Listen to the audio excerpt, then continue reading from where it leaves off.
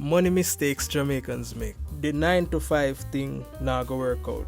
Now, in a recent years, I hear a sentiment of people that express say, oh, the 9 to 5 thing now work out, 9 to 5 a kill, but due to the state of the economy that we as Jamaicans live in, most likely you have to go get a 9 to 5 before you can achieve better. Because as we know, I will always hear old people I say, donkey say world and level, and everybody have a lot of opportunities in life so that them can avoid the whole 9 to 5 business and maybe be an entrepreneur or a contractor. Now, depending on which company you work for and which career field you're in, these so-called 9 to 5 where everybody hates so much can train you and provide you with certain skills that are going to translate well into entrepreneurship, or if you want to be a freelancer or a contractor. Now, I know say everybody always hear like the various influencers on YouTube, Instagram, and all of the platform. They must say, oh, school a scam, 9 to 5 a scam. But a lot of these quote-unquote jobs,